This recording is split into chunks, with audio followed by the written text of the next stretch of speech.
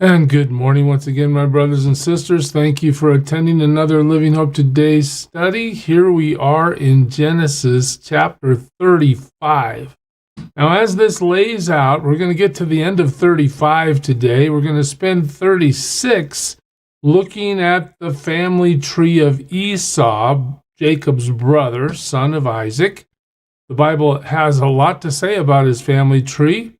But until then, we see Jacob moving south to see his father before his father dies.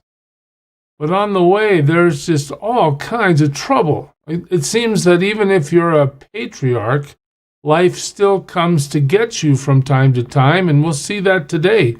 Watch this. Jacob set up a stone pillar at the place where God had talked with him and poured out a drink offering on it. And he also poured oil on it. Where are we now? We're in Bethel. Jacob called the place where God had talked with him Bethel, the house of God. This is where God has told Jacob to go. Jacob is there. He's worshiping God on the altar. He's setting up a pillar. But the story moves from there. Then they moved on from Bethel. They're going south. While they were still some distance from Ephrath, Rachel began to give birth and had great difficulty. We haven't even been told she's pregnant, but here the story just stops in the travel plan and says, wait a minute, you need to know this. Rachel's having a baby, and it's not an easy birth. In fact, as she was having great difficulty in childbirth, the midwife said to her, don't be afraid, for you have another son. Again, this would be Rachel's second son. She's sort of bringing up the rear when it comes to giving sons to Jacob. We'll see that again in a second, but the midwife makes sure she understands that the baby is a boy, and then we're taken to the pain of the moment as she breathed her last. So as Rachel's giving birth, she's dying. For she was dying. She named her son Ben-Oni. That means son of my trouble. But his father, that would be Jacob, named him Benjamin. That means son of my right hand. So this little baby boy is known as Benjamin throughout the rest of Scripture, even though as his mother dies giving birth to him, she names him Ben-Oni. Okay, so we've had death on the trip. Rachel died and was buried on the way to Ephrath, that is Bethlehem. So they're moving south. They're south of Jerusalem. We'll see that on a map in a minute. But they're going to Bethlehem. Over her tomb, Jacob set up a pillar, and to this day that pillar marks Rachel's tomb. If you've been following along over the last several weeks, you see that Jacob builds a pillar almost every time something significant happens, and here it is again, a monument, a place to remember what has happened. All right, and this is where Rachel is buried. She's not buried with the family. She's not buried up north where her father lives, Laban. No, she's not buried down south where her father-in-law lives, Isaac. No, she's buried of all the family alone in the Bethlehem region. All right. Israel moved on again and pitched his tent beyond Migdal Eder. Now, this is a name you might want to pay attention to. This Migdal, I believe, means tower. There's a tower between Bethlehem and Jerusalem where it's been used as a lookout post. This is the area where Israel, notice, is not called Jacob now. God's strength, Israel, is now pitching his tent in the Bethlehem region, okay? While Israel was living in that region, can you believe this? Reuben went in and slept with his father's concubine, Bilhah. Now, if you remember, Reuben is the firstborn of Jacob through his wife Leah. Reuben has been around since Jacob started having kids, and now he's old enough, apparently, to engage his, what would we call her? It's not her stepmom, It's his mother's maidservant. Yeah, well, it's really Rachel's maidservant, but okay, whatever you want to call it, there it is. And notice that Israel heard of it, and notice that once again, we just blow past this family upheaval and tragedy. Remember when Shechem was destroyed by Simeon and Levi because Dinah was raped. When Jacob hears the news of Dinah's rape, he really has no response in the text. Now he hears the news that his firstborn son Reuben has slept with his concubine, it would be. No response from Jacob. All right, now the text will have a response, and we'll get to that in a minute. Let's just go through the genealogy one more time. The sons of Leah, Reuben, the firstborn of Jacob, Simeon, Levi, Judah, Issachar, and Zebulun. Rachel has Joseph and Benjamin. Rachel's maidservant Bilhah has Dan and Naphtali. And the sons of Leah's maidservant Zilpah, Gad, and Asher. These were the sons of Jacob who were born to him in Padan Haran. All right, well, we know that Benjamin wasn't born in Padan Haran. Benjamin was born on the way to Bethlehem. But just to help you understand how this breach by Reuben is viewed in Scripture, we'll go to 1 Chronicles 5 for a second. The sons of Reuben, this is the listing of the sons, right? He was the firstborn of Israel, that's Jacob. He was the firstborn.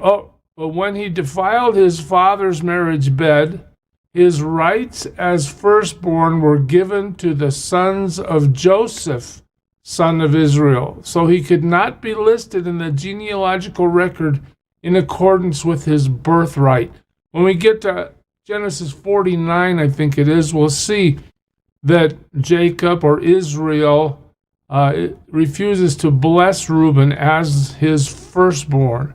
And though Judah was the strongest of his brothers and a ruler came from him, the rights of the firstborn belonged to Joseph. That's further commentary on what Reuben has done here in chapter 35 of Genesis. Back to Genesis, though, we read this. Jacob came home to his father Isaac in Mamre, near Kiriath Arba, that is Hebron, where Abraham and Isaac had stayed. So now Jacob's all the way south. We'll see this in a second. And then we're told Isaac lived 180 years. Okay, what happened after that? He breathed his last and he died. He was gathered to his people, old and full of years, and his sons Esau and Jacob buried him. Okay, so in the last few chapters, we've seen quite a few changes. And now we've seen Abraham's gone, Sarah's gone, Isaac's gone, Rebekah's gone, and now Jacob's love of his life, Rachel, is gone.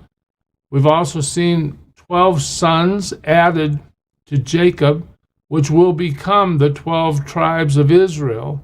But just to give you some context about where we are in the book, let's look at the map one more time. You remember up here, if you can see that, it's Bethel. This is where Jacob meets with God. All right, and then he travels down south to Bethlehem. That's where Rachel gives birth to Benjamin, and she dies while she's doing that. She's buried there. Then Jacob travels farther south down to Mamre, or the Hebron area. Isaac dies, and he's buried there. That's the geography of what's happening in chapter 35. Now, let's look at where the family tree ends up. Okay? So you remember we started with Jacob. He is given Leah through deception by his father-in-law Laban. All right, but she is like a baby-making machine. She has boys, she has boys, she has boys. She has Reuben, Simeon, Levi, Judah. Okay, then they bring in Bilhah, Rachel's maidservant. She has Dan and Naphtali. Then they bring in Zilpah. That's Leah's maidservant, and she has Gad and Asher. All right. Well, then Leah has some more. Leah has Issachar. Leah has Zebulun. And Leah has a daughter named Dinah, which we saw a couple chapters ago, being raped, violated is the word the text uses, and that caused the destruction of the whole town by Simeon and Levi. All right, well, finally, Rachel comes into the process here, and she has Joseph. He's named a gift from God, and honestly, by the time we get past Esau's genealogy in 36 and we move into 37 and learn the story of Joseph, from 37 to 50, almost the whole back half of Genesis is dedicated to the story of Joseph. So God really emphasizes this. In fact, it's one of the longest, if not the longest, story in all of Scripture. All right, Rachel, as we just saw, after all that, she has Benjamin, right? And he's called son of my distress by her. He's called son of my right hand by Jacob. The name Benjamin is the one that sticks. But then we see Rachel die. And also in this text, Reuben ends up sleeping with Bilhah. We're not really told if there's any progeny from that union. But we are told it's shameful. We are told that Reuben loses his birthright over it. And just to see Jacob as a man who's been called by God, purposed by God, one of the patriarchs that, is still honored today. He has a hard life. His circumstances continue to escalate into trouble. So we shouldn't expect that when we walk with Jesus in the modern day that we should live a life that's trouble-free. We should remember from the example of the people we're studying in these Old Testament passages that there's lots of mistakes made. There's sin against each other. There's all kinds of deception going on, illegitimate sex going on, murder going on, rape. I mean, there's all kinds of chaos and trouble. Nonetheless, underneath all of it, God is moving history forward to bring us to the place where Jesus enters the world.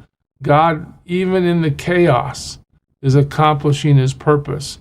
I don't know about you, but to me, that gives me great hope that even in the messed up chaos that occurs in life, we can see, even if we can't see, we can know that God is providentially, sovereignly moving his purpose and his plan forward. And we can rest in that promise. I pray you trust him today. Serve him well, church. God bless you.